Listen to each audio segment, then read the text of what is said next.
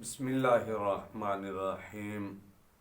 سامعین و ناظرین، السلام علیکم ورحمۃ اللہ وبرکاتہ۔ بندہ ناچیز صاحبزادہ عبدالوحید علی قادری آج پھر ایک بار اپنے یوٹیوب چینل پر آپ سے مخاطب ہے۔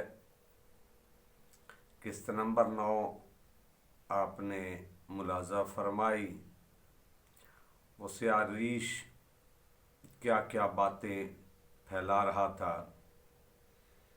اور اپنی کرامات دوسرے لوگوں کے ذریعے پھیلا کر بڑا مطمئن تھا۔ آگے کیا ہوا؟ ادھر ہی یہ معاملہ یہاں رکا اور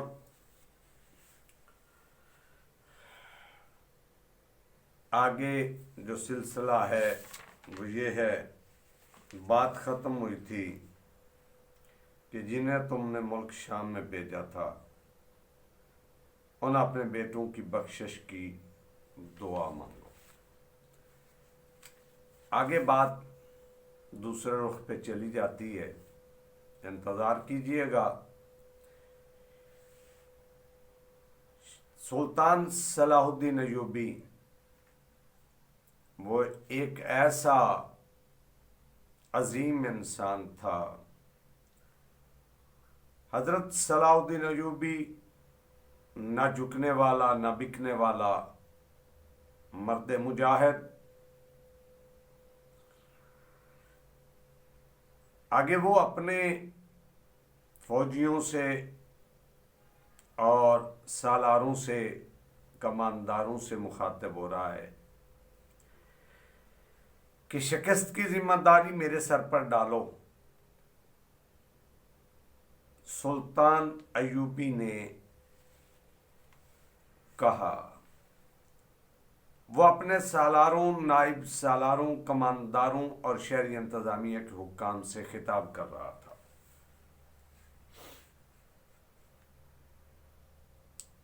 شکست کے اسباب بڑے واضح ہیں۔ مجھ سے یہ غلطی ہوئی کہ میں نئی بھرتی لے کر گیا۔ اگر میں زیادہ انتظار کرتا اور مصر میں بیٹھا رہتا تو دشمن سارے شام میں پھیل جاتا۔ میں نے فوج کی کمی کو نئے سپاہیوں سے پورا کیا ہے۔ اس کے متعلق تم جانتے ہو کہ اس کا ذمہ دار کون ہے، لیکن میں اب اس بحث میں وقت ضائع نہیں کروں گا۔ اس کا ذمہ دار فلاں ہے اور وہ گناہ فلاں نے کیا ہے۔ اگر جرم عائد کرنے ہیں تو مجھ پر کرو۔ فوج کو میں نے لڑایا ہے، اگر چالیں غلط تھی تو میری تھی۔ اس کا کفارہ مجھے ادا کرنا ہے اور میں کروں گا۔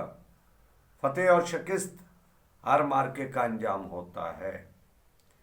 آج ہم اس انجام سے دوچار ہوئے ہیں جس کے لیے تم ذہنی طور پر تیار نہیں تھے، اس لیے تم سب کے چہروں پر اداسی اور آنکھوں میں بے چینی ہے۔ اگر تم مجھے شکست کی سزا دینا چاہتے ہو تو میں اس کے لیے بھی تیار ہوں۔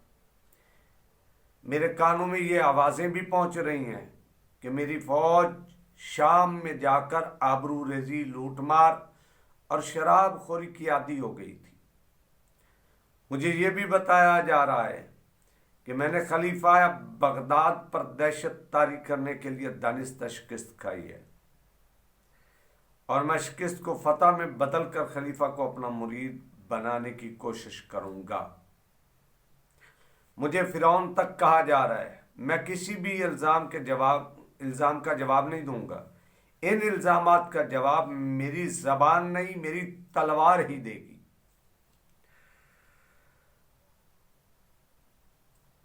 میں الفاظ سے نہیں، عمل سے ثابت کروں گا کہ یہ کس کے گناہ تھے جن کی سزا مجھے اور مجاہدین کو ملی۔ اتنے میں دربان نے اطلاع دی کہ حماد سے قاصد آیا ہے۔ سلطان ایوبی نے اسے فوراً اندر بلایا۔ गर्दो गुबार से हटे हुए और थकन से चूर कासिद ने सुल्तान अयूबी को अलादल का पैगाम दिया। पैगाम खोल कर पढ़ा तो सुल्तान अयूबी की आंखों में आंसू आ गए। उसने पैगाम एक सालार के हाथ में देकर कहा, ये पढ़कर सभी को सुनाओ। जूं जूं सालार पैगाम पढ़ता जा रहा था, सबकी आंखों में चमक आती जा रही थी। सिसकियों की तरह 3-4 सरगोशियां सुनाई दी, जिंदाबाद जिंदाबाद। ये गुनाहगारों का कारनामा है, सुल्तान अयूबी ने कहा।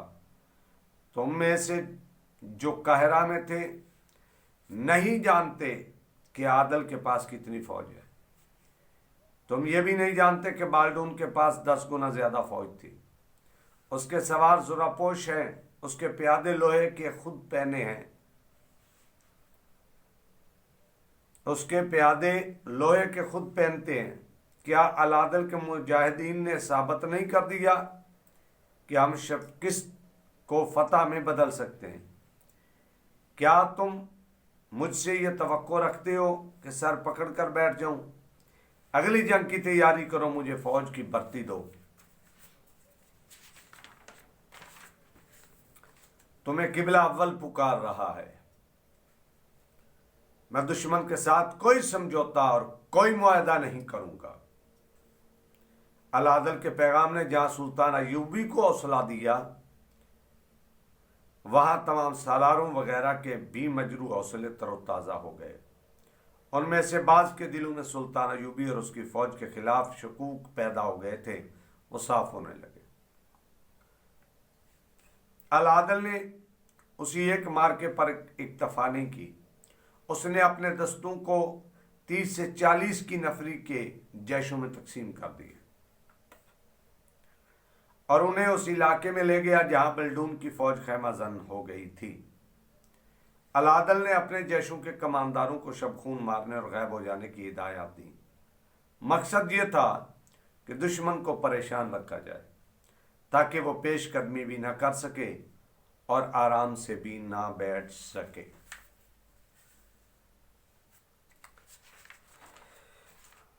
बाल्डून पहले ही नुकसान उठा चुका था। वो इस इरादे से इतनी ज्यादा फौज लेकर आया था कि दमिश्क तक के इलाके पर कब्जा करेगा। अब उसकी हालत ये हो गई कि हर रात खैमागाह के किसी न किसी से पर तीरों की बुछाड़ होती या हमला होता था। फौज के बेदार होने तक हमलावर दूर निकल गए होते थे। बाल्डून ने फौज को तमाम तर इलाके में दूर दूर तक फैला दिया। अलादल के छापा मारों को पकड़ने के लिए उसने भी टोलियां तैयार की जो रात को गश्त पर रहती थी, मगर हर सुबह बाल्डून को यह खबर सुननी पड़ती थी कि आज फलां कैंप पर हमला हुआ और आज फलां कैंप पर हमला हुआ है या फलां टोली मारी गई। वो इलाका पहाड़ी था, उससे अलादल के छापा मार जैश खूब फायदा उठा रहे थे, मगर ये फायदा अलादल को बहुत महंगा पड़ रहा था। छापा मार इतनी दलेरी से शब खून मारते थे कि दुश्मन के कैंप के अंदर चले जाते और उनमें से चंद एक जाने कुर्बान कर देते थे।